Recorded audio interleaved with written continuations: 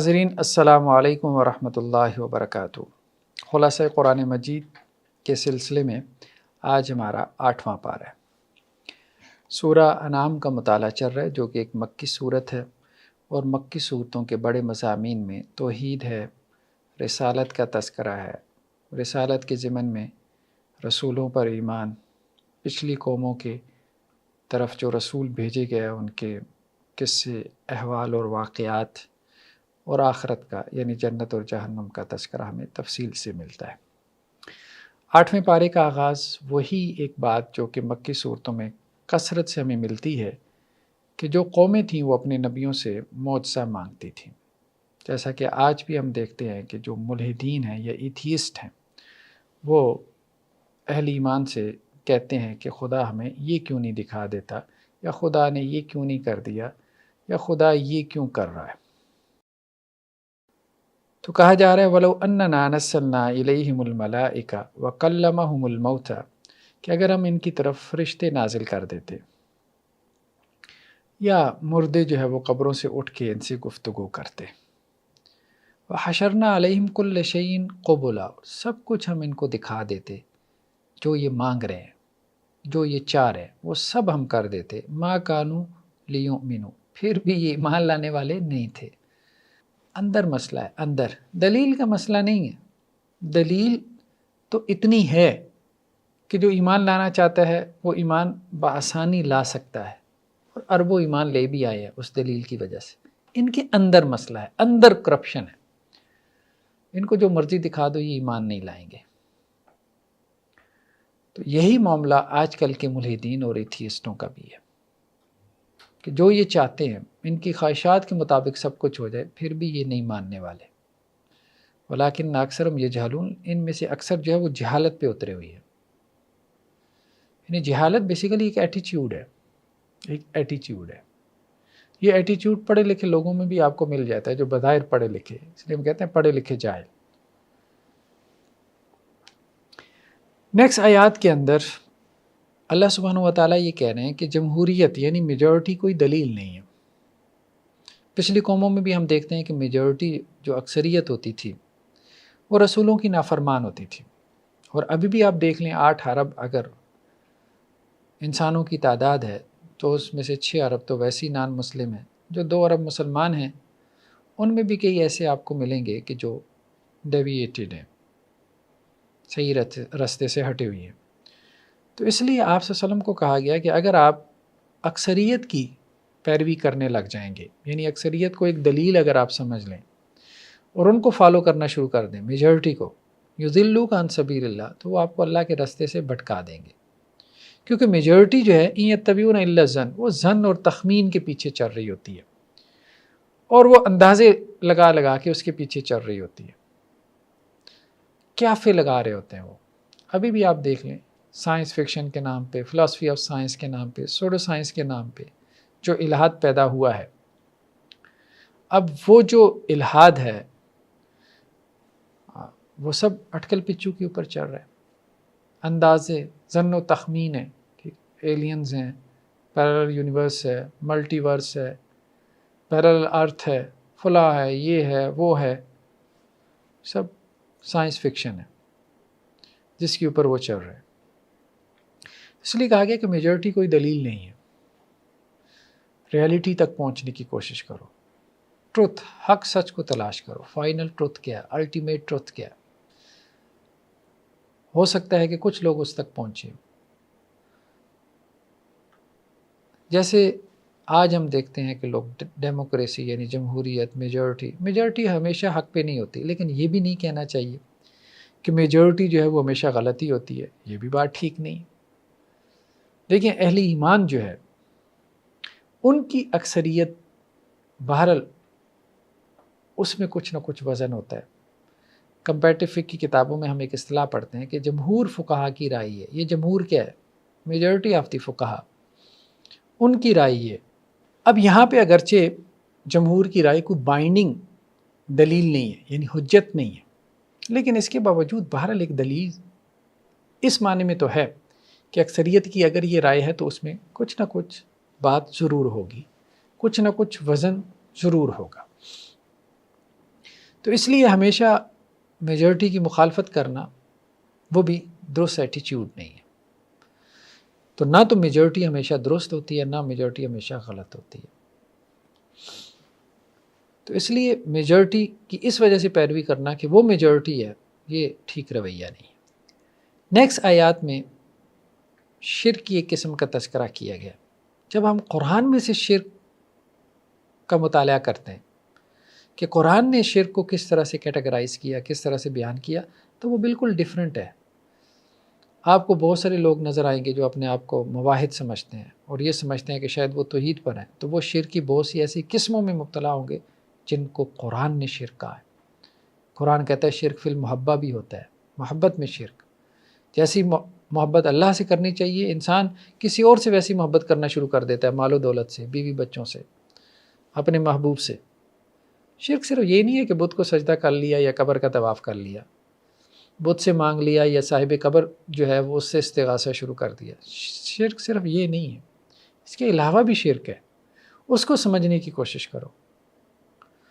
یہاں پہ قرآن جس شرک کا تذکرہ کر رہا ہے شرک فی الاطاعت، یہ محبت کے علاوہ شرک کی ایک قسم ہے کہ اگر کسی کی اس طرح سے بات ماننا شروع کر دو، کسی کو اس طرح سے فالو کرنا شروع کر دو گے جس طرح اللہ اور اس کے رسول کو فالو کرنا چاہیے، اس جذبے کے ساتھ، اس پیشن کے ساتھ، اس کمٹمنٹ کے ساتھ.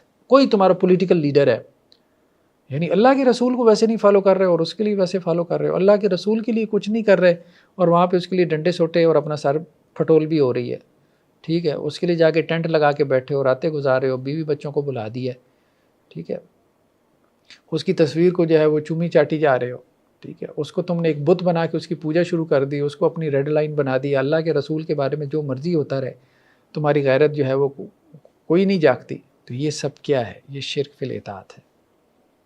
کسی مسلمان کے لیے یہ الاؤڈ نہیں ہے کہ جہاں اللہ اور اس کے رسول کو ہونا چاہیے تھا، ٹھیک ہے، وہاں وہ کسی اور کو رکھے، بھلے اپنی پولیٹیکل پارٹی کا لیڈر ہو، بھلے اپنی بیوی بچے ہوں، بھلے اپنا محبوب ہو، بھلے اپنے مسلک کا کوئی نمائندہ ہو، بھلے اس کا اپنا کوئی پیر، فقیر، گدی نشین، بزرگ، ٹھیک ہے، کچھ بھی ہو، مرشد، یہ نہیں. تو اس آیت میں پہلے تو یہ کہا گیا کہ جن چیزوں پہ اللہ کا نام نہیں لیا گیا، یعنی ان کو ذبح کرتے ہوئے، تو ان کو مت کھاؤ کیونکہ یہ نافرمانی کا کام ہے. ہاں، اگر کسی نے تکبیر کو پڑھنا بھول گیا ہے کسی جانور کو ذبح کرتے ہوئے تو بعد میں بسم اللہ پڑھ کے کھا سکتا ہے، لیکن جان بوجھ کے جانور ذبح کرتے ہوئے اللہ کا نام ہی نہیں لیا، یہ جانور نہیں کھا سکتے. اور ساتھ میں کیا کہا گیا کہ شیاطین جو ہے نا وہ اپنے دوستوں کی طرف وحی کرتے رہتے ہیں، وسوسہ ڈالتے رہتے ہیں. انسانوں میں سے جو شیطانوں کے دوست ہوتے ہیں نا وہ ان کے وسوسے ڈالتے رہتے ہیں. اللہ تعالیٰ نیک بندوں کے دل میں بات ڈالتے ہیں اور شیاطین اپنے جیسے شریر لوگوں کے دلوں میں بات ڈالتے ہیں. تو شیاطین جو ہے وہ اپنے چیلے جو بھی ہیں ان کے دلوں میں بات ڈالتے رہتے ہیں، ان کو وسوسہ، ان کو پٹھیاں پڑھاتے رہتے ہیں، لیجادلوکم، تاکہ وہ تم سے جھگڑا کریں. اب یہ جھگڑا کرتے تھے مشرکین مسلمانوں سے کہ دیکھو جس کو تم خود مارتے ہو یعنی ذبح کرتے ہو وہ تو حلال ہے، اور جس کو اللہ مارے یعنی خود مار جائے جو جانور، وہ کہتے وہ حرام ہے. اس طرح سے مجادلہ کرتے تھے. تو یہ کہا گیا کہ یہ شیاطین ان کو وسوسہ ڈالتے ہیں کہ اس طرح سے مسلمانوں سے مجادلہ کرو. تو بعض اوقات کسی کافر کی بھی عقل بڑی تیز ہوتی ہے اسلام پہ اعتراض کرنے کے حوالے سے، تو وہ عقل اس کی اپنی نہیں ہے، وہ شیطان کی جو ہے وہ ادھار عقل ہے جو اس کو ملی ہوئی ہے، لیکن خود اس کو بھی سمجھ نہیں ہے. تو کہا جا رہا ہے میں نے اطعتموہم، اے مسلمانوں اگر تم ان کی ایسی باتوں میں آ گئے اور تم بھی مشرکین کے پیچھے چل پڑے اور تم نے بھی ان کی باتیں مان لی، ان کی اطاعت کی، انکم لمشرکون، تم بھی مشرک ہو جاؤ گے. یہ شرک فی الاطاعت ہے، اطاعت کی بات آ رہی ہے، یہاں عقیدے کی بات نہیں ہے، اطاعت کی بات ہے. اللہ اور اس کے رسول کو چھوڑ کے تم اگر شیاطین اور ان کے چیلوں کے پیچھے چل پڑو گے کہ جنہیں اللہ اور اس کے رسول کے مقابلے میں معاشرے میں بت بنا لیا گیا، پوجا جا رہا ہے، اگر تم ان کی فالوئنگ شروع کر دو گے تو پھر تم بھی انہی جیسے مشرک ہو جاؤ گے، تم بھی شرک میں مبتلا ہو جاؤ گے. تو شرک فی الاطاعت سے بھی بچنا ہے.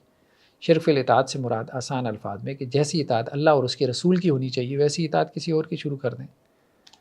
بات تو کسی کی بھی مانی جا سکتی ہے لیکن اس طرح نہیں جس طرح سے اللہ اور اس کے رسول کی مانی جاتی ہے. اللہ اور اس کے رسول کی کیسے مانی جاتی ہے؟ انکنڈیشنل. باقی سب کی اطاعت کنڈیشنل ہے، اللہ اور اس کے رسول کی انکنڈیشنل. اور دوسری بات یہ کہ اللہ اور اس کے رسول کی اطاعت ساری اطاعتوں کے اوپر ہے. جب اللہ اور اس کے رسول کی اطاعت کنٹراڈکٹ کرے کسی اور کی اطاعت سے تو اللہ اور اس کے رسول کو فالو کرے، اس کو پرے پھینک دے. یہ ہے. نیکسٹ آیات میں یہ بات کہی جا رہی ہے کہ قیامت والے دن جب اللہ تعالیٰ جن و انس کو اکٹھا کریں گے، جنات کو اور انسانوں کو، تو اب جنات نے کیا کیا؟ بہت سارے انسانوں کو اپنے پیچھے لگایا شیاطین نے. تو اب جب وہ جنات جو ہے وہ قیامت والے دن کھڑے ہوں گے تو وہ کہیں گے کہ ہمارا تو بڑا کمال ہے، انسانوں کو ہم نے ابن آدم کو اپنے پیچھے لگا لیا. اب جو انسان جنوں کے پیچھے لگے تھے تو ان کو بڑی شرم اور غیرت آئے گی کہ ہم ان کے پیچھے چلے، تو وہ کہیں گے کہ نہیں یہ بات نہیں، ہم تمہارے پیچھے لگے، ہم نے تمہیں اپنے پیچھے لگایا، یعنی یہ برابر برابر معاملہ ہے، کچھ ہم نے تمہاری مانی، تم نے ہماری مانی. وہ تعویذ گنڈے میں جیسے ہوتا ہے، وہ جادوگر کیا کرتا ہے؟ کفریہ کلمات کہتا ہے، کفریہ عمل کرتا ہے، تو وہ شیطان جو ہے اس کے بدلے میں اس کے کوئی کام کر دیتا ہے، یہ اس کے کام آیا، وہ اس کے کام آیا، ایک دوسرے کی بات مان کے چلتے رہے. تو اس پہ اللہ سبحانہ و تعالیٰ کیا کہیں گے کہ دیکھو بات تو یہی ہے، جیسے تم کہہ رہے ہو کہ تم میں سے بعض نے بعض سے فائدہ اٹھایا اور دنیا میں ایک دوسرے کو اپنے پیچھے لگاتے رہے، تو اب کیا ہے؟ النار مسواکم. اب نتیجہ یہ ہے کہ تم سب نے جہنم میں جانا ہے. بس اس کو چھوڑو کہ کس نے کس کو پیچھے لگایا، کون لیڈر تھا. شیاطین جو ہے وہ انہوں نے انسانوں کو پیچھے لگایا یا انسانوں نے جو ہے وہ شیاطین سے خدمتیں لی. اس کو چھوڑو، ٹھکانہ تم سب کا جہنم ہے جس میں ہمیشہ ہمیشہ رہنے، الا ماشاء اللہ، سوائے اس کی کہ جو اللہ سبحانہ و تعالیٰ چاہے. نیکسٹ آیات میں ایک عادت بد کا، بری عادت کا تذکرہ ہے جو ہمیں مشرکین مکہ میں ملتی ہے کہ انہوں نے حلال و حرام کی اپنی فہرستیں بیان کر رکھی تھی، بنا رکھی تھی. قرآن یہ کہتا ہے اور اس معاملے میں بہت واضح ہے کہ کیا حلال ہے کیا حرام ہے، یہ متعین کرنا اللہ کا کام ہے اور اللہ کے رسول کا، اور اللہ کے رسول صلی اللہ علیہ وسلم بھی اللہ کے بہاف پہ کریں گے.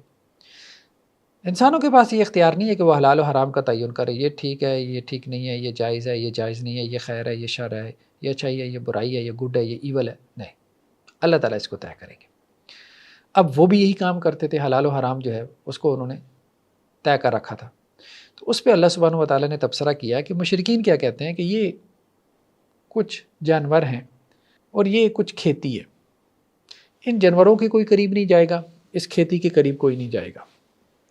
ہاں، جس کے بارے میں ہم طے کریں گے وہ یہ جانور استعمال کر سکتا ہے، جس کے بارے میں ہم طے کریں گے وہ اس کھیتی کو استعمال کر سکتا ہے. تو اللہ تعالیٰ کیا کہہ رہے ہیں؟ بزعمہم، ان کا گمان ہے، بس اپنے اٹکل پچو سے قوانین بنائے ہوئے ہیں. اور کچھ جانور ایسے ہیں ان کے بارے میں وہ کیا کہتے ہیں؟ وَأَنْ آمُنْ حُرِمَتْ ظُهُورُهَا، بھئی ان پہ کوئی سواری نہیں کرے گا، ان کی پشت حرام ہے. اور کچھ جانور ایسے ہیں وَأَنْ آمُنْ لَا يَذْكُرُونَ اسْمَ اللَّهِ عَلَيْهَا، ان کو جب ذبح کرتے ہیں تو ان پہ نام نہیں لیتے اللہ کا، اور یہ اللہ کے اوپر جھوٹ باندھتے ہوئے ایسا کرتے ہیں، اور اللہ تعالیٰ انہیں اس کی جزا دے گا جو کہ وہ جھوٹ باندھ رہے ہیں. یعنی اس کی نسبت بھی اللہ کی طرف کر رہے تھے، جھوٹی فہرستیں بنا رکھی تھی حلال حرام کی، یہ کرنا ہے وہ نہیں کرنا، اس جانور کو ذبح کرتے ہوئے اللہ کا نام لینا ہے، اس کو ذبح کرتے ہوئے اللہ کا نام نہیں لینا ہے، اس جانور کی سواری کر سکتے ہیں، اس کی نہیں کر سکتے، اور اس جانور کے پیٹ میں ہے جو ہے وہ ہمارے مرد کھا سکتے ہیں. یعنی وہ جانور ذبح کیا نا تو اس کے پیٹ میں بچہ تھا، حاملہ اونٹنی تھی یا کچھ بھی تھا، تو اب جو اس کے پیٹ سے بچہ نکلا یہ تو ہمارے مرد کھا سکتے ہیں اور ہماری بیویوں پہ حرام ہے، اور اگر وہ بچہ مردار ہوا تو پھر مرد اور عورتیں دونوں کھا سکتے ہیں. یہ سب وہ بیان کرتے تھے اور اس کی نسبت اللہ کی طرف کرتے تھے. تو قرآن نے اس پہ تنقید کی. امام مالک علیہ الرحمہ جب ان سے کوئی فتویٰ پوچھا جاتا ہے کسی چیز کے بارے میں تو وہ حرام کا لفظ استعمال کرتے ڈرتے تھے، استعمال نہیں کرتے تھے. جس کو وہ حرام سمجھتے تھے اس کو عام طور پہ مکروہ کہہ دیتے تھے. کیوں؟ تاکہ حرام کی نسبت کسی ایسی چیز کی طرف نہ ہو جائے کہ جس کو اللہ نے حرام نہ کیا ہو. یہ ڈر ہونا چاہیے کسی عالم کے اندر کہ میں کسی چیز کو حرام قرار دے رہا ہوں، ہو سکتا ہے کہ وہ اللہ کے نزدیک حرام نہ ہو. اس لیے ان الفاظ کو استعمال کرنے میں محتاط ہونا چاہیے. یہ حلال ہے یہ حرام ہے، ہمارے یہاں علماء حضرات بڑی آسانی سے کہہ دیتے ہیں حلال ہے یہ حرام ہے، یہ حلال ہے یہ حرام ہے. نہیں، یہ نہیں کرنا چاہیے. اس معاملے میں اللہ سے ڈرنا چاہیے. اب اکثر و بیشتر ہوتا ہی ہے، مجھ سے لوگ سوال پوچھتے ہیں، صحیح بات ہے، میں تو نہیں کہتا کہ یہ حلال ہے یہ حرام ہے. ہاں، ایک رائے تو ہوتی ہے انسان کی ریسرچ کے نتیجے میں. ایک یہ ہے کہ قرآن نے کہہ دیا، سنت میں آ گیا یہ حلال ہے یہ حرام ہے، ٹھیک ہے، اس کو تو آپ بیان کریں. بہت ساری چیزیں ایسی ہیں جن کے بارے میں حلال حرام کا لفظ ہمیں نہیں ملتا، وہاں آپ قیاس کر رہے ہیں، اجتہاد کر رہے ہیں، آپ اپنی ایک جو ہے وہ اوپینین جنریٹ کر رہے ہیں، وہاں محتاط ہونا چاہیے. وہاں محتاط ہونا چاہیے، وہاں اتنی جلدی یہ الفاظ استعمال نہیں کرنے چاہیے. آپ یہ کہہ دیں کہ یہ جائز ہے، یہ ناجائز ہے، یہ درست معلوم ہو رہا ہے، یہ ٹھیک نہیں لگ رہا. الفاظ کو ڈائلیوٹ کریں، مزید ڈائلیوٹ کریں، جیسا مسئلہ اس کے اعتبار سے اس کو ڈائلیوٹ کریں. جائز ہے ناجائز ہے یہ بھی تھوڑا سا سخت لفظ ہے، یہ ٹھیک ہے یہ ٹھیک نہیں معلوم ہو رہا ہے، یہ اس سے تھوڑا اور ڈائلیوٹ لفظ ہے، ہلکا لفظ ہے. اس طرح سے اپنی رائے کو بیان کریں، یہ ضروری ہے. ورنہ تو کسی ایسی چیز کی نسبت نہ کر دیں اللہ کی طرف، اللہ کے رسول کی طرف، اس کے دین کی طرف، کہ جو درست نہ ہو. نیکسٹ آیات میں جو ہے وہ کھیتی میں عشر کا حکم دیا گیا. جس طرح زکوٰۃ ہے اسی طرح کھیتی کی بھی زکوٰۃ ہے. کھیتی کی زکوٰۃ کیا ہے؟ 10%. اگر تو بارش کا پانی کھیتی کو سیراب کر رہا ہے، اناج ہے، غلہ ہے، گندم ہے، چاول ہے، اسی طرح سے باغات ہیں، ٹھیک ہے، آم کے باغات ہیں، کنوں کے باغات ہیں، تو ان میں سے زکوٰۃ نکالنی ہے 10%. اگر تو رین واٹر جو ہے وہ بارش کا پانی اس کو سیراب کر رہا ہے کھیتی کو، فصلوں کو. اور اگر ٹیوب ویل کا پانی ہے، نہری پانی ہے جس کا آپ ٹیکس پے کرتے ہیں، یا جہاں کوئی آپ کا فیول کا خرچہ آ جاتا ہے، تو وہاں پھر آپ کا نصف عشر یعنی 5% ہو جاتا ہے. جو آپ کو کھیتی حاصل ہوئی اس کا 5% نکال دیں. وَآتُوا حَقَّهُ یوم حصادی، اور کس دن نکالنا ہے؟ جس دن آپ نے کھیتی کاٹنی ہے. تو سال میں 2 دفعہ فصل ہوئی ہے تو 2 دفعہ نکالنا ہے. ویسے تو زکوٰۃ سال میں 1 دفعہ ہوتی ہے، یعنی جو کرنسی کی، روپے پیسے کی، سونا چاندی کی جو زکوٰۃ ہے وہ سال میں 1 مرتبہ ہے. لیکن کھیتی کی زکوٰۃ جو ہے وہ جتنی مرتبہ کھیتی ہوئی ہے، 2 مرتبہ ہوئی، 4 مرتبہ ہوئی، تو 2 مرتبہ 4 مرتبہ زکوٰۃ دینی پڑے گی، اور وہ بھی 10% ہے یا 5% ہے. تو غریبوں میں دو. تو اگر ہمارے ہاں، چونکہ ہم ایک زرعی ملک ہیں، ہمارے ہاں چاول بہت زیادہ کاشت ہوتا ہے، گندم بڑی تعداد میں کاشت ہوتی ہے، یہ غذائی اجناس ہیں. اسی طرح شوگر کین، گنا بہت بڑی تعداد میں کاشت ہوتا ہے، روئی کاٹن بہت بڑی تعداد میں کاشت ہوتی ہے. تو ہم ٹاپ 10 کنٹریز میں آتے ہیں بہت ساری فصلوں میں. اگر ہم صرف اس کی زکوٰۃ دینا شروع کر دیں تو صحیح بات یہ ہے کہ لاکھوں فیملیز ان کا راشن پورا ہو سکتا ہے. صرف زکوٰۃ نکالنا شروع کر دیں، عشر یا نصف عشر جسے ہم کہہ رہے ہیں. باہر لوگ ہمارے ہاں دیتے ہی نہیں ہیں، اویئرنیس بھی نہیں ہے، لوگ زکوٰۃ دیتے بھی نہیں ہیں. دینی چاہیے، اور اس پہ علماء کو جو ہے وہ دروس دینے چاہیے، خطبات جمعہ لگانے چاہیے. دیہاتوں میں پھر کچھ رواج ہے لیکن شہروں میں تو بالکل نہیں ہے، مطلب توجہ ہی نہیں ہے اس معاملے کی طرف. اور اس میں بھی وہ لوگ دیں جن کی زمینیں جو ہے وہ مربوں میں، وہ اگر دیں گے تو پھر سوسائٹی میں صحیح معنوں میں خوشحالی آئے گی. نیکسٹ آیات میں مشرکین مکہ کی ایک عادت بد کا تذکرہ ہے، ایک کٹ حجتی کہہ لیں، تقدیر سے وہ دلیل پکڑتے تھے. تو اللہ سبحانہ وتعالیٰ کہہ رہے ہیں کہ مشرکین یہ کہتے ہیں کہ اگر اللہ تعالیٰ چاہتا، لو شاء اللہ ما اشرکنا، تو ہم شرک نہ کرتے. اللہ تعالیٰ چاہتا تو ہم شرک نہ کرتے. اللہ تعالیٰ ہر چیز پہ قادر ہے، قادر ہے. اللہ تعالیٰ چاہتا تو ہم شرک کر سکتے تھے؟ نہیں کر سکتے تھے. اللہ کی مرضی کے بغیر تو نہیں کر سکتے نا، یہ بات تو ٹھیک ہے. تو کہتے ہیں کہ ہم اگر اللہ کی مرضی کے بغیر شرک نہیں کر سکتے تو گویا ہم نے شرک کیا، تو اللہ نے ہمیں نہیں روکا. جب نہیں روکا تو اس کا مطلب یہ کہ اللہ راضی ہے. تو اس طرح سے دلیل بنا لیتے تھے. جو بندہ کٹ حجتی پہ آ جائے تو پھر دیکھیں وہ کچھ بھی کہہ سکتا ہے، کچھ بھی کہہ سکتا ہے. تو لو شاء اللہ ما اشرکنا، اگر اللہ تعالیٰ چاہتا تو ہم شرک نہ کرتے، ولا آباؤنا، اور نہ ہمارے باپ دادا. اور یہی آپ دیکھ لیں آج کل کے ایتھیسٹ مولد اس قسم کی دلیلیں آپ کو دے رہے ہوتے ہیں. دنیا میں اتنا ظلم ہو رہا ہے، اگر خدا ہوتا تو اس ظلم کو روک نہ لیتا. ٹھیک ہے، اگر خدا عادل ہوتا تو کیوں نہ اس ظلم کو روکتا. اس قسم کی جو ہے وہ کٹ حجتی آپ کو ان کے یہاں بھی نظر آ جائے گی. تو یہ سب کیا ہے؟ تھوڑا سا آپ غور کریں تو وہ دلیل جو ہے نا اس کے تاروں کو بکھر جاتے ہیں، اس کا پھسپھسا پن آپ کے سامنے جو ہے وہ ظاہر ہو جاتا ہے. تو یہ اس طرح سے گویا کہ وہ تقدیر سے حجت پکڑ رہے تھے کہ جو کچھ ہو رہا ہے اللہ کی مرضی سے ہو رہا ہے. جب اللہ کی مرضی سے سب کچھ ہو رہا ہے تو جو کچھ ہم کر رہے ہیں بس وہ ٹھیک کر رہے ہیں، اللہ اس پہ راضی ہے. تو کہا گیا کہ کذالک کذب الذین من قبلہم حتی ذاقوا باسنا، پچھلی قوموں نے بھی اسی طرح کی کٹ حجتی کی، یہاں تک کہ پھر ہمارا عذاب اس کا مزہ انہوں نے چکھ لیا. لیکن آپ انہیں یہ بات کہیں کہ کیا تمہارے پاس حل عندکم من علم، کوئی دلیل ہے اس بات کی جو بات تم کر رہے ہو؟ یہ تو کٹ حجتی ہے، کوئی دلیل ہے اس بات کی؟ تو وہ فتخرجوا لنا، وہ دلیل لے کے آؤ. ان تتبعون الا ظنا، و تخمین سے کام لے رہے ہو. وان انتم الا تخرصون، اٹکل پچو کے تیر چلا رہے ہو، تیر تکے جو ہے وہ ماری جا رہے ہو. یہ نہ کرو. جیسے ہم دیکھتے ہیں ہمارے ہاں بھی آج کل بہت سے لوگ جو ہے وہ تقدیر کو اپنے گناہ یا اپنی معصیت کے ضمن میں حجت بنانے کی کوشش کرتے ہیں۔ ایک صاحب کسی عالم دین سے ملے تو کہنے لگے کہ جی میں نے ظہر کی نماز نہیں پڑھی۔ ٹھیک ہے، نہیں پڑھی، اچھا مجھے یہ بتائیں لوح محفوظ میں لکھا ہوا تھا کہ میں نے ظہر کی نماز نہیں پڑھنی؟ تو عالم دین نے کہا ہاں بھائی لکھا ہوا تھا۔ کہنے لگے ٹھیک ہے، پھر اگر لوح محفوظ میں لکھا ہوا تھا تو میں نے نہیں پڑھی، تو اس کا مطلب یہی ہے کہ میں نے وہی کام کیا جو کہ لکھا ہوا تھا۔ اگر میں پڑھ لیتا تو لوح محفوظ کی مخالفت ہو جاتی، تو بہتر ہے کہ میں نے نہیں پڑھی۔ اب اس طرح سے لوگ دلیل دیتے ہیں۔ گناہ کریں گے، ہاں بھائی لوح محفوظ میں لکھا ہوا تھا گناہ کرنا، جی لکھا ہوا تھا تو ٹھیک ہے، پھر میں نے اسی کے مطابق کیا۔ ایک صاحب اپنے گھر سے نکلے، رستے میں سیبوں کا باغ تھا تو وہ اس باغ میں گھس گئے، ٹھیک ہے، دیوار پھلانگ کے سیبوں کے باغ میں گھس گئے، سیب توڑ کے کھانے لگے، یعنی چوری کر کے سیب کھانے لگے۔ تو باغ کے مالی نے پکڑ لیا، وہ مالک کے پاس لے گیا۔ مالک نے کہا کہ بھائی آپ چوری کر رہے ہو؟ اس نے کہا بھائی کیا بات ہے، آپ کا تقدیر پہ ایمان نہیں ہے؟ تو مالک نے کہا بھائی ہمارا تو تقدیر پہ ایمان ہے۔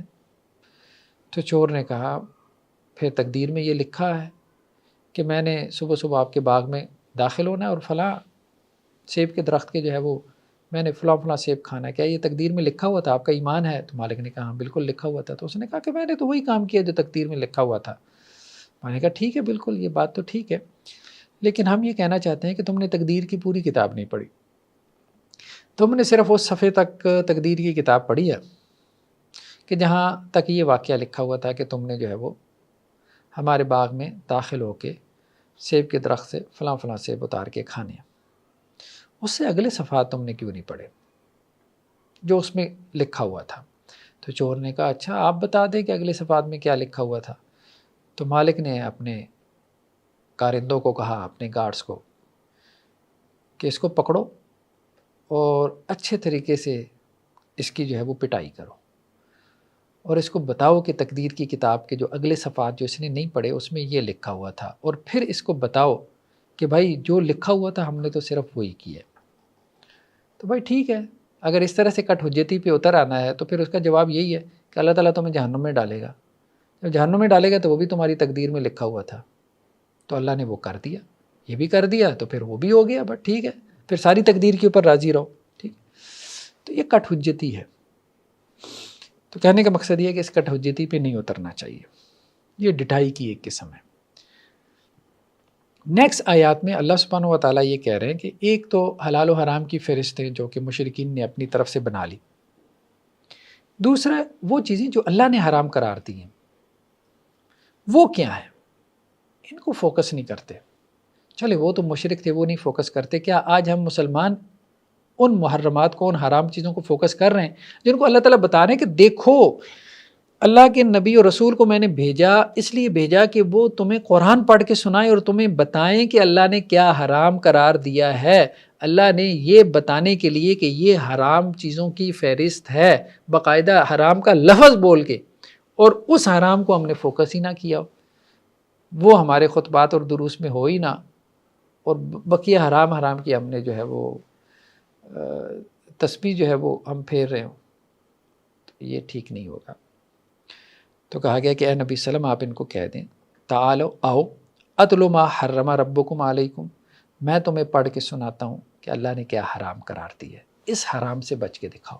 سب سے پہلی چیز شرک، اللہ تشرکوا بہ شیئا، اللہ کے ساتھ شرک نہیں کرنا، اس حرام سے بچو، اس کے بارے میں حساس رہو، شرک کے بارے میں حساس رہو، چھوٹے سے چھوٹے شرک سے بھی بچو، شرک خفی سے بھی۔ شرک خفی کیا؟ شو آف کرنا، ریاکاری، کسی کو دکھلانے کے لیے نیک عمل کرنا، اس سے بھی بچو۔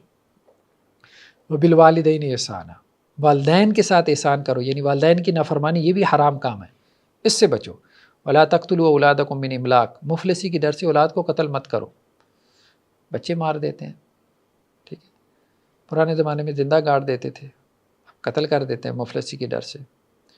نحن نرزقکم وایاہم، ہم تمہیں بھی رزق دیتے ہیں اور ان کو بھی۔ ولا تقربوا الفواحش، فواحش کے، فوش کاموں کے، بے حیائی کے کاموں کے قریب بھی مت جاؤ، یعنی بے حیائی کو کمٹ کرنا وہ تو بہت بڑی بات ہے، بے حیائی کے قریب بھی نہیں جانا۔ تمہیں اگر پتہ ہے کہ لیپ ٹاپ کھولنے سے، موبائل کھولنے سے، انٹرنیٹ پہ بیٹھنے سے تم غلط ویب سائٹ کی طرف چلے جاؤ گے، تو تمہارے لیے اس کے قریب جانا بھی جائز نہیں ہے، یہ حرام ہے، اس حرام سے رکو۔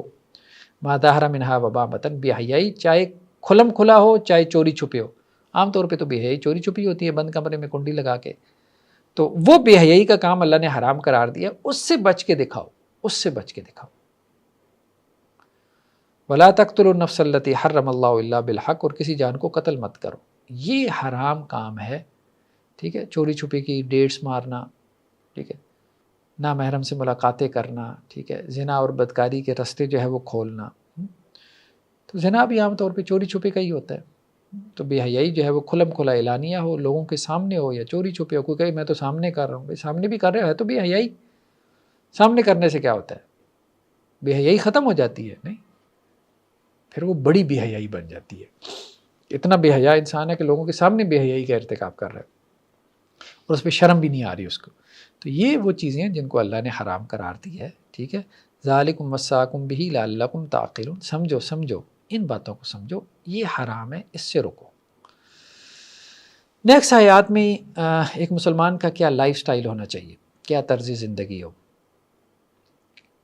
اے نبی صلی اللہ علیہ وسلم، آپ ان سے کہہ دیں ان صلاتی و نسکی، میری نماز، میری قربانی، و محیای و مماتی، میرا زندہ رہنا، میرا مرنا، جب تک زندہ ہوں اللہ کے لیے، ہاں کسی پارٹی کے لیے نہیں، کسی مسلک کے لیے نہیں، اللہ کے لیے، اللہ کے دین کے لیے۔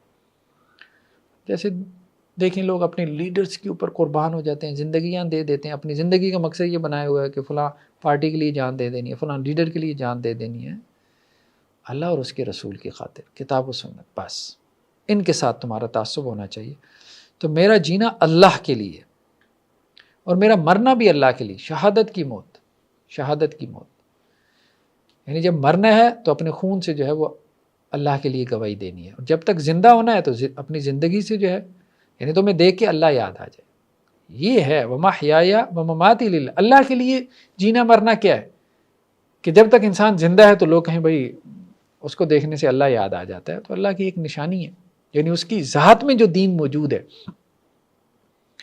دینداری اس کا نام نہیں ہے کہ ظاہری حلیہ جو ہے وہ دینداروں جیسا بنا لیا ہو، ظاہری حلیہ دینداروں جیسا ہے اور اندر آپ کے اخلاقیات کچھ بھی نہیں ہے، لوگ آپ کے قریب آ کے جو ہے وہ کڑیں گے، یار ہم حضرت کے قریب رہتے ہیں، ہمیں پتہ ہے کہ کیا ہے کیا شے نہیں ہے، وہ تو دین سے کیا نزدیک ہوں گے، سب سے زیادہ آپ کے جو نزدیک ہوں گے وہ دین سے دور ہوں گے۔ تو دین صرف حلیے کا نام نہیں ہے، ہمارے ہاں بہت سے لوگ جو ہے وہ ظاہری حلیہ جو ہے وہ دینداروں جیسا بنا لیتے ہیں اور یہ سمجھتے ہیں کہ ہماری زندگی جو ہے وہ اللہ کے لیے ہے، نہیں، ظاہری حلیہ بنانے سے نہیں، باطن بھی، اخلاق بھی، سب کچھ سنت کے مطابق ہو جائے۔ لا شریک لہ وبذالک امرت وانا اول المسلمین، اللہ کا کوئی شریک نہیں اور میں سب سے پہلے اللہ کا فرما بردار۔ جب بھی کوئی اللہ کا حکم آئے سب سے پہلے، سب سے آگے آپ کھڑے ہوں اللہ کا وہ حکم پورا کرنے کے لیے، نہ کہ اس کی تعویلیں کر کے اپنے حق میں اس کو موڑنے کے لیے۔ تو مسلمان کی زندگی کا یہ طرز عمل ہو، جینا مرنا، قربانی، اخلاص، سنسیئرٹی، ہر کام اللہ کے لیے، پوری زندگی اللہ کے لیے، جیسے وقف کرتی ہے اللہ کے لیے وقف کی ہے، لوگوں کے لیے نہیں، اس لیے نہیں کہ بظاہر دین کے لیے ہے لیکن اس دین سے جو کچھ مل رہا ہے، ٹھیک ہے، جو چودراہٹ مل رہی ہے اس دین سے، جو عہدہ مل رہا ہے، جو گاڑیاں مل رہی ہیں، جو گارڈز مل رہے ہیں، جو ایسٹس بن رہے ہیں اور ایک اپنی پوری امپائر کھڑی ہو رہی ہے مدرسے کی صورت میں، جماعت کی صورت میں، اس سے آپ فائدہ اٹھا رہے ہیں، جو آپ کو فیم مل رہی ہے، اس کے لیے نہیں، اس کے لیے نہیں، وہ اللہ کے لیے تھوڑی ہے، وہ تو دین سے آپ نے دنیا حاصل کر لی ہے۔ تو خالص اللہ کے لیے، دین کو کبھی ذریعہ نہ بنائے، یا دین اس کا ذریعہ نہ بنے دنیا حاصل کرنے کے لیے۔ اور دنیا صرف روپے پیسے کا نام نہیں ہے، دنیا اقتدار اور اختیار کا بھی نام ہے، دنیا پاور اور اتھارٹی کا بھی نام ہے، دنیا چودراہٹ اور سرداری کا بھی نام ہے، دنیا فیم اور فیمس ہونے کا بھی نام ہے، شہرت کا بھی نام ہے۔ یہ سب اگر مل رہا ہے تو ڈرتے رہنا چاہیے انسان کو، کہیں دین کے بدلے میں مجھے دنیا تو نہیں مل رہی۔ اور اگر انسان اس کے لیے کوشش بھی کر رہا ہے کہ مجھے جو ہے وہ کوئی عہدہ مل جائے، جماعتی عہدہ مل جائے، میں کوئی جماعت کھڑی کر لوں، اگر اس کے لیے کوشش بھی کر رہا ہے تو پھر تو اور زیادہ جو ہے وہ فتنے کے اندر ہے، اور زیادہ آزمائش میں ہے، کھلے فتنے میں وہ مبتلا ہے۔ نیکسٹ سورہ اعراف، یہ بھی مکی صورت ہے اور اس کے مضامین بھی وہی ہیں، توحید، رسالت اور آخرت۔ اور سورہ اعراف کے شروع میں آخرت کے حوالے سے کہا گیا کہ والوزن یومئذ الحق، کہ قیامت والے دن جو وزن ہے یعنی میزان لگایا جائے گا نا، بیلنس ترازو، ایک طرف نیکیاں ہوں گی، ایک طرف جو ہے وہ انسان کی بدیاں ہوں گی، نیکیوں والا پڑا بھاری ہو گیا تو انسان جنت میں چلا جائے گا، بدیوں والا پلڑا بھاری ہو گیا تو جہنم میں چلا جائے گا۔ تو کہا گیا کہ اس دن وزن کس میں ہوگا؟ حق میں ہوگا، حق میں۔ فمن ثقلت موازینہ فاولئک هم المفلحون، جس کے نیکی والے پلڑے بھاری ہو گئے تو وہ فلاح پانے والا ہے، سکسیسفل ہے، اور جس کے نیکی والے پلڑے ہلکے ہو گئے تو وہ لوگ خسارے میں ہیں، وہ گھاٹے میں ہے، اس کا نقصان ہے، اس کا خسارہ ہے، وہ ناکام انسان ہے۔ یہاں لوگوں کے ہاں ناکامی کے تصورات بالکل ہو رہے ہیں۔ قرآن کسے ناکام کہتا ہے؟ جو آخرت میں ناکام ہوا، آخرت کی، اور کامیاب کسے کہتا ہے قرآن؟ جو آخرت میں کامیاب ہوا۔ اللہ کے رسول صلی اللہ علیہ وسلم کی ایک بہت پیاری حدیث ہے اسی حوالے سے کہ وزن جو ہے نا قیامت والے دن انسان کی نیکی میں، تو اس لیے کسی کی نیکی کو حقیر نہیں سمجھنا چاہیے۔ بظاہر آپ بہت زیادہ عمل کر رہے ہیں، بعض اوقات ہوتا ہے کہ بہت زیادہ عمل ہے، جیسے صحیح بخاری کی ایک روایت ہے کہ ایک بندہ جو ہے وہ سخی ہے، ایک بندہ مجاہد ہے، ایک بندہ قاری قرآن ہے، قیامت والے دن وہ صرف اس وجہ سے کہ اس نے وہ عمل شو آف کے لیے، ریاکاری کے لیے کیا ہوگا، جہاد، سخاوت، اللہ کے راستے میں خرچ اور تلاوت قرآن کو، لوگوں کو قرآن پڑھانا، وہ شو آف کے لیے کیا ہوگا تو وہ جہنم میں چلا جائے گا۔ اور بعض اوقات ایک انسان ایک چھوٹا سا عمل جو ہے وہ اللہ کے لیے کیا ہوگا، خالص اللہ کی رضا کے لیے، اس عمل کی بظاہر لوگوں کے نزدیک کوئی وقت بھی نہیں ہوگی، خود اس کے نزدیک بھی وقت نہیں ہوگی، اور وہ جنت میں جانے کا سبب بن جائے گا۔ تو کسی کا تھوڑا عمل دیکھ کے اس کو حقیر نہیں سمجھنا چاہیے، اور کسی کا بہت زیادہ عمل دے کے یہ نہیں جاننا چاہیے کہ اب یہ بس جنتی ہو گیا۔ قیامت والے دن بہت بڑے بڑے برج الٹ جائیں گے، صحیح بات یہی ہے۔ جن کو لوگ دنیا میں جنتی سمجھتے ہیں ہو سکتا ہے وہ جہنم کے کسی کونے میں پڑے ہوں، اور جن کو لوگ دنیا میں جہنمی سمجھتے ہیں ہو سکتا ہے وہ جنت کے کسی درجے میں ہوں۔ قیامت والے دن جا کے بالکل ایک جس طرح سے ہماری پرسیپشن ہوتی ہے نا، ہمارے یہاں لوگوں نے جس طرح سے سوچا ہوتا ہے، بلکہ درجات بھی طے کیے ہوتے ہیں کہ شاید یہ جنت کے فلاں درجے میں ہوگا، اور وہ فلاں مسلک سے ہے تو جہنم کے فلاں جو ہے وہ گڑھے میں ہوگا۔ بالکل معاملات الٹ جانے ہیں۔ یہ سوچ جب انسان کو دل سے آتی ہے پھر وہ اللہ سے ڈر محسوس کرتا ہے، دوسروں کے حوالے سے بھی اور اپنے بھی حوالے سے، ورنہ تو وہ مطمئن رہتا ہے۔ یہی صورتحال رہتی ہے کہ جیسے شیطان نے مزین کر دیا بس۔ تو اللہ کے رسول صلی اللہ علیہ وسلم کی حدیث ہے، یہ بھی صحیح بخاری کی روایت ہے کہ قیامت والے دن ایک بندہ اللہ کے سامنے پیش ہوگا تو اللہ تعالیٰ فرشتوں سے کہیں گے کہ اس کا اعمال نامہ لے کے حاضر ہو، تو اس کے گناہ 99 دفاتر اور ایک دفتر، ایک رجسٹر تا حد نگاہ، یعنی زمین و آسمان جہاں سامنے آپس میں ملتے نظر آتے ہیں، اتنے بڑے اس کے رجسٹر، اور اس میں اس کے گناہ لکھے ہوں گے، وہ بھی 99 رجسٹر۔ اللہ تعالیٰ کہیں گے اے میرے بندے تیرے ہیں؟ وہ کہیں گے یا اللہ میرے ہیں۔ اچھا کوئی نیکی بھی کی ہے؟ یا اللہ مجھے یاد نہیں ہے۔ اللہ تعالیٰ کہیں گے ہاں ہمیں تو یاد ہے، تیری ایک نیکی ہمارے پاس ہے۔ تو وہ یہ کہے گا یا اللہ اب ایک نیکی اتنے گناہ، اس کے مقابلے میں کیا کام آئے گی؟ اللہ تعالیٰ کہیں گے تیرے ساتھ ناانصافی نہیں ہوگی۔ اللہ تعالیٰ کاغذ کا ایک ٹکڑا نکالیں گے اور ترازو کے ایک پلڑے میں اس کی وہ نیکی، اور دوسری طرف 99 رجسٹر، اور گناہوں والے پلڑا 99 رجسٹر، اتنے بڑے رجسٹر کے تا حد نگاہ پھیلے ہوئے وہ ہوا میں اڑنا شروع ہو جائیں گے۔ وہ کاغذ کا ایک ٹکڑا جس پہ ایک نیکی لکھی ہوگی وہ بھاری ہو جائے گا۔ والوزن یومئذ الحق، وہ نیکی اصل میں حق نیکی ہوگی، اخلاص سے کی ہوئی نیکی۔ وہ کیا ہوگا؟ حدیث میں الفاظ ہے کلمۃ الاخلاص، کچھ بھی نہیں، بظاہر کچھ بھی نہیں، حقیقت میں اتنی بڑی نیکی کلمۃ الاخلاص۔ کون سے کلمات؟ اشہد اللہ الہ الا اللہ وحدہ لا شریک لہ واشہد ان محمدا عبدہ ورسولہ۔ یہ کلمہ اس نے سنسیریٹی، اخلاص کے ساتھ پڑھا، اتنا وزن پڑ گیا ہے۔ کبھی جیسے آپ دیکھیں، مثال سے سمجھیں، اپنے گھر کی چھت پہ آپ کھڑے ہیں، آپ کے ستاروں کی طرف آپ کی نظر اٹھتی ہے، آپ دیکھتے ہیں وہ اتنی بڑی کائنات، یا اللہ آپ بہت بڑے ہیں، بہت بڑے ہیں، اور ایسے میں آپ کے زبان سے اللہ اکبر کے لفظ نکلتے ہیں، وہ ایک خاص کیفیت میں نکلی ہوئی الفاظ اللہ کے ہاں جو وہ وزن رکھتے ہیں، ٹھیک ہے؟ تو کیفیت کے ساتھ کی ہوئی نیکی اللہ کے ہاں اس کی بڑا وزن ہے، بہت وزن ہے، یہ مراد ہے۔ نیکسٹ آیات میں قصہ آدم و ابلیس کا تذکرہ ہے۔ ہم نے کہا تھا کہ اس کا ذکر قرآن میں کوئی 7 مقامات پہ آیا۔ اب جب اللہ تعالیٰ نے ابلیس کو جو ہے وہ اپنے دربار سے نکال دیا کہ اس نے آدم علیہ السلام کو سجدہ نہیں کیا، تو اس پہ اس نے کہا کہ میں یا اللہ ابن آدم کو گمراہ کروں گا۔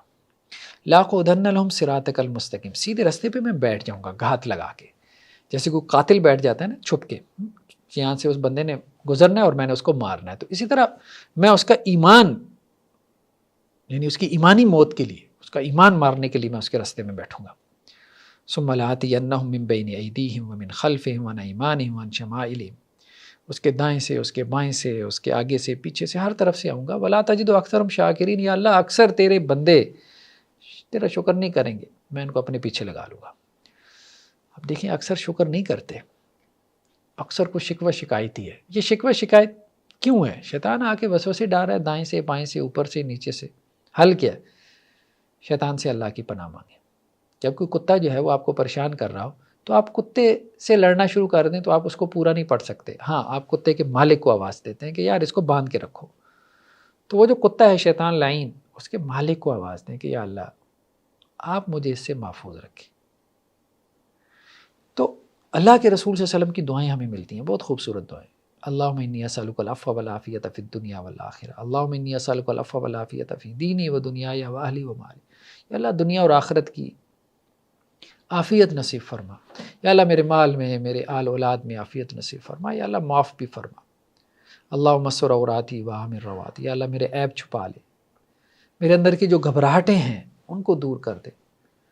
اللہم احفظنی من بین ایدی ومن خلفی وعن یمینی وعن شمالی ومن فوقی واعوذ بعظمتک ان اغتال من تحتی، یا اللہ میرے آگے سے، پیچھے سے، اوپر سے، نیچے سے، دائیں سے، بائیں سے، ہر طرف سے میری حفاظت فرما، ہر طرف سے میری حفاظت فرما۔ یہ وہی بات ہے، اب سلم کے معمولات میں تھیں ایسی دعائیں۔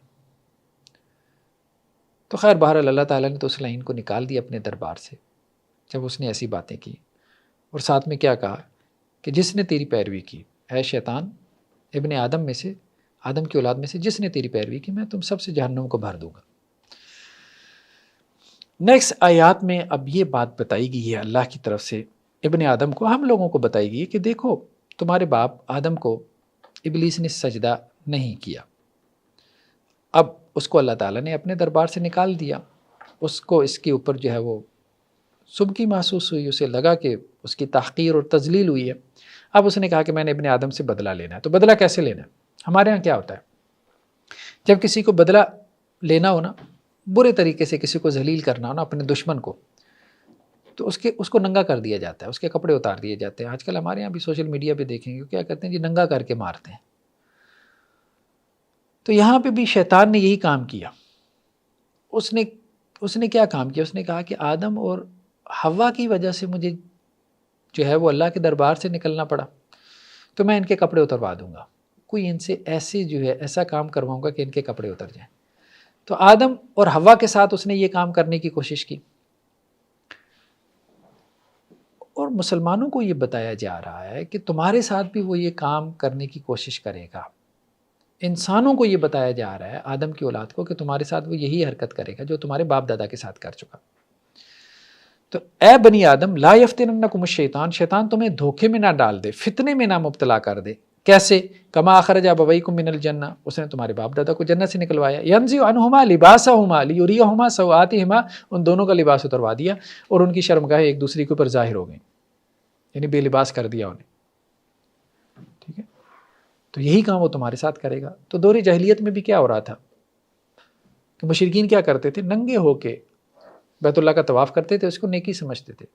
آج بھی ہمارے یہاں ننگ دھڑنگ جو ہے وہ جو بہت پہنچی ہوئی شخصیت ہے، بالکل کپڑے نہیں پہنے، بہت پہنچی ہوئی شخصیت ہے، عجیب و غریب قسم کا تصور ہے، بے حیائی اور یعنی فحاشی پھیلا رہے اور اس کو بزرگ بنایا ہوا ہے۔ پھر کیا، وَإِذَا فَعَلُوا فَاحِشَةً قَالُوا وَجَدْنَا عَلَيْهَا آبَاءَنَا، کو بے حیائی کا کام کرتے ہیں، اس کو دین بنا لیتے ہیں اور کہتے ہیں ہمارے باپ دادا بھی تو ایسے کرتے چلے آئے۔ وَاللَّهُ أَمَرَنَا بِهَا، اور اللہ نے ہمیں حکم دیا۔ قُلْ إِنَّ اللَّهَ لَا يَأْمُرُ بِالْفَحْشَاءِ، آپ ان کو کہہ دیں کہ اللہ بے حیائی کا حکم نہیں دیتا۔ تَقُولُونَ عَلَى اللَّهِ مَا لَا تَعْلَمُونَ، اللہ کے اوپر جھوٹ باندھنا بند کرو، جو جانتی نہیں ہو وہ اللہ کے ذمہ لگائی جا رہے ہو۔ تو ایک تو بے حیائی کا کام، دوسرا اللہ کے کھاتے میں ڈال دیا، اللہ کے کھاتے میں ڈال، وہ جی مجذوب ہے، بہت پہنچی ہوئی شخصیت ہے۔ تو شیطان یہی کام کرنا چاہتا ہے۔ اس وقت آپ کا میڈیا، پورا انٹرنیشنل میڈیا ہو، آپ کا لوکل میڈیا ہو، فلم انڈسٹری، ڈرامہ انڈسٹری، پھر اس کے بعد چلے فلم کو، ڈرامے کو چھوڑے، جو آپ کی یہ مارکیٹنگ انڈسٹری ہے، سب عورت کو ننگا کرنے پہ لگی ہوئی ہے، کپڑے اتروا دو اس کے۔ ٹھیک ہے، یہ صورتحال ہے ممالک کے اندر جو ہے وہ یہ لیجسلیشن ہو رہی ہیں. ابھی کل ہی میں ٹویٹر کے اوپر دیکھ رہا تھا کہ برلن نے یہ ڈیسیژن لیا ہے کہ پبلک پلیسز پہ جو سوئمنگ پولز ہیں وہاں پہ عورتیں جو ہے وہ اپنی ٹاپ اتار کے جو ہے وہ مردوں کے ساتھ سوئمنگ کر سکتی ہیں. ٹھیک ہے, یہ صورتحال ہے, یہ ان کا رائٹ ہے, ننگا کر دو بس. وہ شیطان اس کے اوپر خوش ہے کہ دیکھو میں نے ان کے کپڑے اتروا دیے, یہ میرے دشمن تھے, میں نے ان کے کپڑے اتروا دیے, ننگا کر دیا ان کو, میں نے الف ننگا کر دیا. اور وہ ابن آدم کیا سمجھ رہا ہے, مجھے میرے حقوق مل رہے ہیں. یہ صورتحال ہے. تو شیطانی ایجنڈا کیا ہے؟ شیطانی ایجنڈا ہے ابن آدم کو رسوا کرنا. اور وہ شیطانی ایجنڈا کس طرح سے وہ پورا کرنا چاہتا ہے؟ کپڑے اتروا کے. اور پوری ہمارے میڈیا انڈسٹری اسی بات پہ لگی ہوئی ہے. یہ صورتحال ہے اور ابن آدم کو کوئی سمجھ ہی نہیں آ رہی. نیکسٹ آیات میں یہ بات کہی جا رہی ہے کہ دیکھو اللہ تعالیٰ کی جو نعمتیں ہیں, جو اللہ کی آسائشیں ہیں, ان کا استعمال حرام نہیں ہے. اللہ نے جو نعمتیں دی ہیں ان کو استعمال کرو, رہبانیت نہیں ہے اس دین میں. وَقُلْ مَنْ حَرَّمَ زِينَةَ اللَّهِ الَّتِي أَخْرَجَ لِعِبَادِهِ وَالطَّيِّبَاتِ مِنَ الرِّزْقِ. پاکیزہ چیزیں, اچھا کھانا ہے کھاؤ. یہ کہنا جی میں تو گوشت نہیں کھاؤں گا, نہیں, یہ بات درست نہیں ہے. کھانا معتدل کھانا ہونا چاہیے. ٹھیک ہے, کھانے میں اسراف نہ ہو, فضول خرچی نہ ہو, ضرورت سے زائد نہ کھائے. جیسا کہ آپ صلی اللہ علیہ وسلم نے کہا کہ کافر جو 7 آنتوں سے کھاتا ہے, مومن 1 آنت سے کھاتا ہے. لیکن یہ تو نہیں کہ جو میسر ہے میں نے وہ بھی نہیں کھانا, اور جو میسر ہے میں نے وہ بھی نہیں پہننا. چلیں جی میں تو استری والے کپڑے نہیں پہنتا ہے, میں تو سادھوؤں کی طرح رہوں گا. نہیں, ایسے نہیں. اللہ نے اگر پہننے کو دیا ہے تو پہنے اور اس پہ اللہ کا شکر ادا کرے, اور اللہ نے اگر کھانے کو دیا ہے تو کھائے اور اس پہ اللہ کا شکر ادا کرے. تو شکر کے راستے سے بھی اللہ کا قرب حاصل کر سکتا ہے. اور سلیمان علیہ السلام دیکھیں, اللہ نے ان کو نعمتیں دی, انہوں نے استعمال کی. شیشے کا محل, اور وہ شیشہ بھی اتنا صاف شفاف کہ نیچے پانی بہہ رہا ہے, اور ایک اور ملکہ ہے, وہ بھی ملکہ ہے, اس کو بھی پہچان نہیں ہوئی کہ اتنا صاف شفاف چیز ہے جس کے نیچے پانی بہہ رہا ہے, اور اس نے اپنے جو ہے وہ شلوار ٹخنوں سے اوپر کر لی, حالانکہ وہ شیشہ تھا.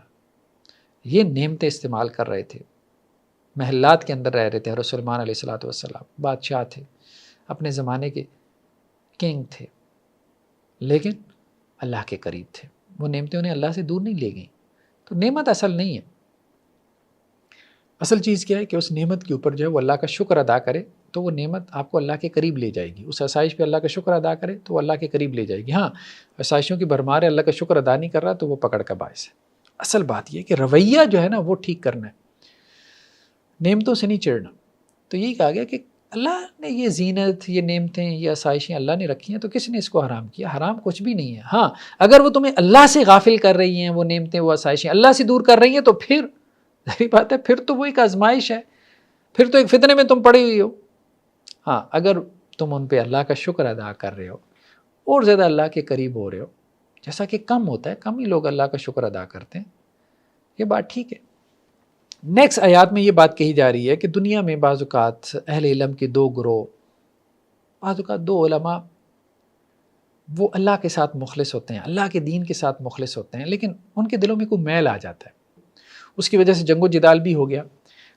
اور پھر یہ پوری تاریخ میں, تاریخ انسانی میں ہم دیکھتے ہیں کہ بعض اوقات جو ہے کہ بعد میں آنے والے علماء, دونوں طرف کے جو علماء ہوتے ہیں ان کو اپریشیٹ کر رہے ہوتے ہیں, لیکن ان کا آپس کا تعلق ایسا بن گیا, ایسی کوئی غلط فہمی پیدا ہو گئی کہ وہ ایک دوسرے کے بارے میں انہوں نے کچھ ایسے کمنٹس پاس کر دیے, ایک دوسرے پہ ایسا تبصرہ کر دیا کہ جو بعد والوں کو بھی پسند نہیں آیا. اور لوگوں نے کہا کہ اوورآل مجموعی طور پہ ان دونوں کی بڑی خدمات ہیں دین کے لیے, بس ایک دوسرے کے بارے میں جو انہوں نے کہہ دیا وہ ٹھیک نہیں ہے. جیسے امام مالک علیہ الرحمہ نے ابن اسحاق جو کہ سیرت کے امام ہیں, ان کے بارے میں فتویٰ دے دیا کہ یہ دجال ہے.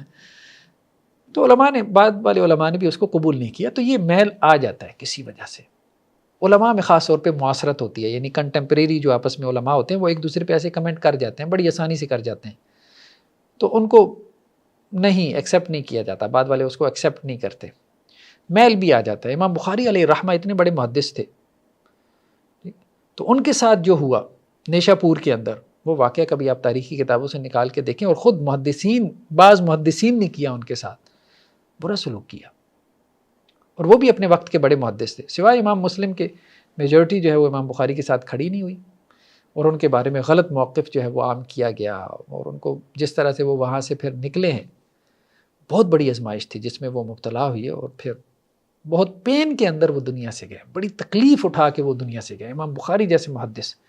اسی طرح سے اور بھی لوگوں کو آزمایا گیا, اور خود ودن علماء کی طرف سے امام ابن حزم علیہ الرحمہ ان کا مکتبہ جلا دیا مالکی علماء نے.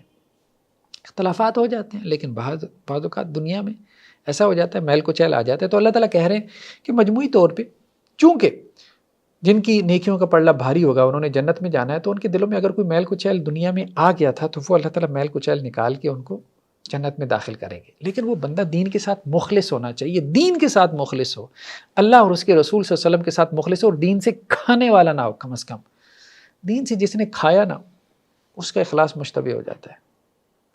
دین سے کھانے سے مراد کیا ہے؟ مطلب یہ ہے کہ ضرورت سے زائد استعمال کیا. اس کے ارد گرد کے لوگ وہ تبصرہ کرتے ہیں، کمنٹ کرتے ہیں یہ بندہ دین سے کھانے والا ہے، چاہے وہ کسی بھی مسلک سے ہو. ارد گرد کے لوگ جن کے مشاہدے میں آپ رہتے ہیں، آپ کہتے ہیں یار اس بندے نے دین سے کھایا نہیں ہے، اس کے بارے میں بہت حد تک گمان ہے کہ اللہ تعالیٰ اس کو معاف کریں گے. تو ایسے علماء آپ کو ہر طبقے میں جو ہے وہ مل جاتے ہیں، ہر مسلک کے اندر مل جاتے ہیں. بہت بڑی بات ہے کہ آپ کے پاس اپرچونٹی ہو دنیا بنانے کی، لیکن آپ نہیں بنا رہے، تو بھائی اللہ کا ڈر ہے، خشیت ہے. بہت پازیٹیو پوائنٹ ہے یہ. اور دوسری طرف ایک بندے نے بہت ٹھاٹ باٹ بنایا، محلات جیسا گھر بنایا ہے، 4-5 کروڑ کی گاڑی رکھی ہے، آگے پیچھے جو ہے وہ 10-12 افراد ہوتے ہیں، یہ سب دین سے بنا ہے. کوئی اپنا کوئی کاروبار تو ہے کوئی نہیں جو جدی پشتی چلا آ رہا ہو. ایک صاحب نے دوسری پوچھا بھائی کیا کرنا ہے؟ بس چھوٹا موٹا کاروبار ہے. کس چیز کا کاروبار؟ بس مدرسہ ہے. بس یہ صورتحال ہمارے یہاں ہے. نہیں، یہ نہیں.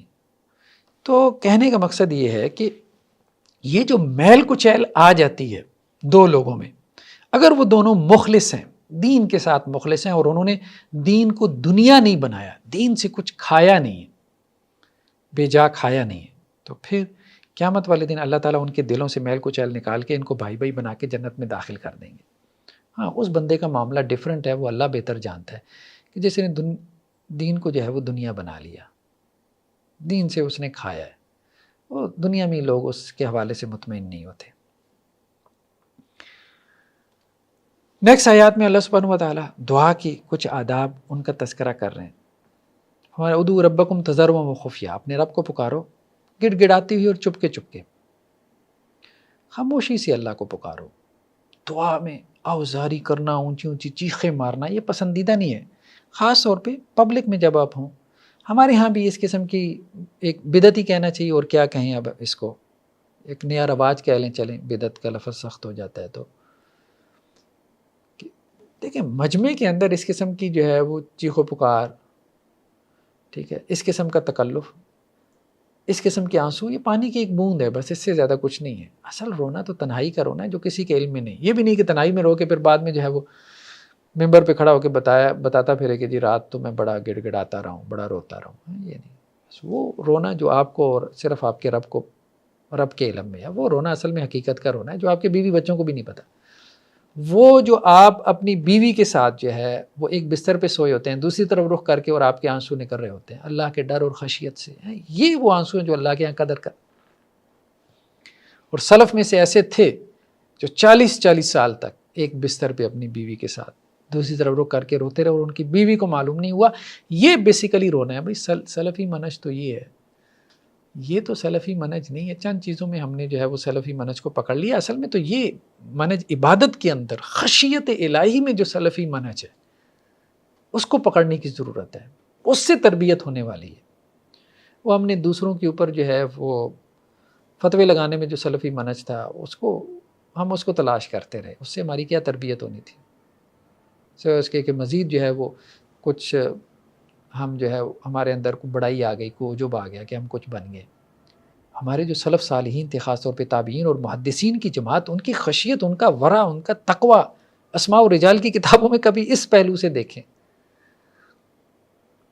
عجیب و غریب قسم کے اقوال ملیں گے، انسان حیران رہ جاتا ہے. یہ حضرات صوفیاء تو بہت پیچھے ہیں. مجھے بلکہ کچھ ہمارے دوست کہنے لگے جو کہ صوفی طبقے سے تعلق رکھتے ہیں، کہتے ہیں کہ جب محدثین کی زندگیاں پڑھتے ہیں تو ایسے لگتے ہیں کہ اصل میں تو صوفی یہی تھے. یہ بات درست ہے. بہت خشیت، بہت تقوی، بہت ورع، اور ان کو زہاد کہتے تھے، زاہدوں کی تحریک تھی.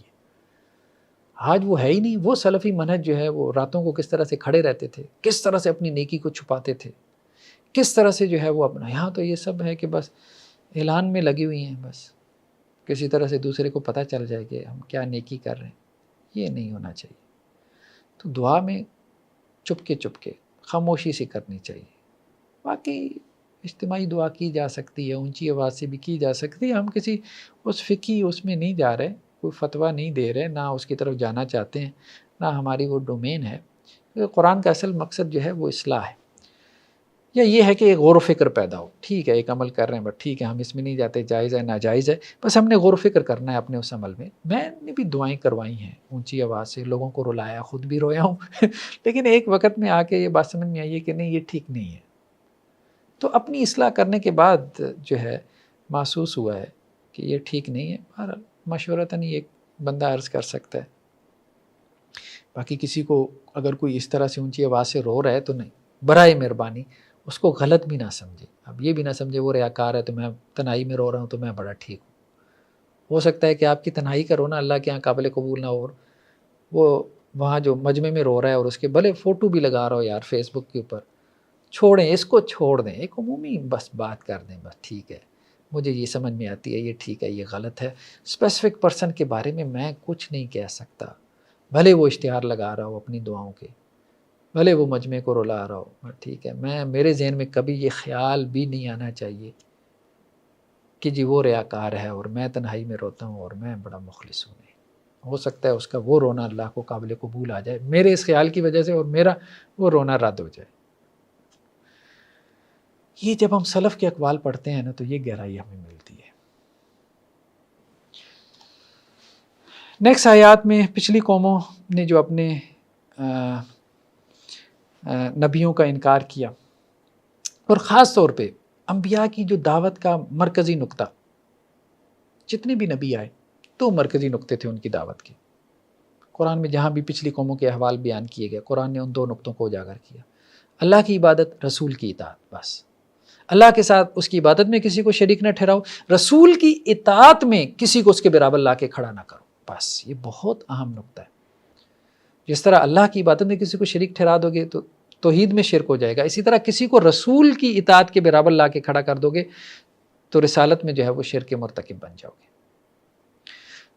تو فرمایا گیا کہ ہم نے نوح علیہ السلام کو ان کی قوم کی طرف بھیجا تو ان کی کیا دعوت تھی؟ یا قوم اعبدوا اللہ، اے میری قوم اللہ کی عبادت کرو، ما لکم من الہ غیر، اللہ کے علاوہ کوئی معبود نہیں. شرک اس وقت کا جو سب سے بڑا منکر ہوتا تھا، نبی آ کے سب سے بڑے منکر کو چیلنج دیتا تھا. تو اکثر و بیشتر قوموں کے اندر سب سے بڑا منکر کیا تھا؟ شرک تھا. تو نبیوں نے آ کے شرک کی نفی کی، سب سے پہلے شرک کی نفی کی. اس کے بعد قوم عاد کی طرف حضرت ہود علیہ السلام کو بھیجا گیا تو انہوں نے بھی کیا دعوت دی؟ یا قوم اعبدوا اللہ، اللہ کی عبادت کرو، ما لکم من الہ غیر، تمہارے لیے اللہ کے علاوہ کوئی معبود نہیں. افلا تتقون، کیا ابھی بھی ڈرتے نہیں ہو؟ ابھی بھی شرک سے نہیں بچتے؟ حضرت ہود علیہ السلام کی بھی یہی دعوت تھی. پھر قوم سمود کی طرف حضرت صالح علیہ السلام کو بھیجا گیا تو ان کی دعوت کیا تھی؟ یا قوم اعبدوا اللہ، اے میری قوم کے لوگوں اللہ کی عبادت کرو. یار قوم کہنے میں کوئی حرج نہیں ہے، یہ سارے مشرک تھے، لیکن نبی کیا کہہ رہے تھے؟ اے میری قوم کے لوگوں. کہیں پہ یہ بھی کہا کہ اے ہمارے بھائیو. آج تو دوسرے مسئلے کے لوگوں کو اپنا بھائی کہہ دے تو لوگ پیچھے پڑ جاتے ہیں، پتہ نہیں اسلام میں رہا بھی ہے کہ نہیں رہا. دعوت دینے کے اسلوب ہوتے ہیں، لوگوں کو قریب کیا جاتا ہے، ایسی زبان ایسے الفاظ کا چناؤ اور انتخاب کیا جاتا ہے کہ لوگ اس دعوت کو ایکسیپٹ کریں. یہ نہیں کہ جی لٹھ مارنے والا انداز ہو، ٹھیک ہے، تو لوگ جو ہے وہ متنفر ہو کے مزید 2 کلومیٹر دور چلے جائیں آپ کی سوچ سے، آپ کی فکر سے. تو حضرت صالح علیہ السلام نے بھی جو ہے وہ اپنی قوم کو یعنی قوم سمود کو یہی دعوت تھی کہ اللہ کے علاوہ کوئی معبود نہیں. تو اکثر و بیشتر نبی جو ہے وہ اپنی قوموں کو جو دعوت دیتے تھے توحید کی دعوت دیتے تھے، صرف ایک اللہ کی عبادت. تو دعوت میں سب سے بڑا فوکس وہ توحید ہونا چاہیے. پھر توحید کے بعد معاشرے میں جو اور منکرات ہیں وہ آپ کی دعوت میں فوکس ہونا چاہیے. توحید کے بعد سب سے بڑا منکر کون سا ہے؟ آج جیسے سود ہے، بہت بڑا منکر ہے، پھیل گیا، ٹھیک ہے، بینکنگ سسٹم کی وجہ سے. پھر بے حیائی بہت بڑا منکر ہے جو ہمیں نظر آتا ہے. تو یہ سارے منکرات ہیں شرک کے علاوہ جن کی نفی کر. پھر ظلم ہر طرف آپ کو ظلم نظر آ رہا ہے، بہت بڑا منکر ہے. جیسے ہم دیکھتے ہیں حضرت لوط علیہ السلام نے جب ان کو اللہ تعالیٰ نے بھیجا سدوم اور عبورہ کی بستیوں کی طرف جو ڈیڈ سی کے کنارے تھیں، 1 لاکھ کے قریب ان کی آبادی ہوگی. تو حضرت لوط علیہ السلام کس پہ تنقید کی، کیا دعوت دی؟ یہ ہومو سیکشولیٹی اغلام بازی جسے کہتے ہیں، مرد مرد کے ساتھ اپنے جنسی خواہش کو پورا کرتا ہے، اس سے روکا حضرت لوط علیہ السلام نے۔ وہ پبلک پلیسز پہ یہ کام کرتے تھے، جیسے آج ویسٹ میں بھی یہ بہت عام ہو گیا، بلکہ انہوں نے اس کو لیگلائز بھی کر دیا، مرد مرد سے شادی کر سکتا ہے بعض اسٹیٹس نے۔ تو حضرت لوط علیہ السلام نے اپنی قوم سے کہا اتأتون الفاحشہ ما سبقکم بہا من احد من العالمین، ایسی بھی یہی کا کام کرتے جو تم سے پہلے کسی قوم نے نہیں کیا۔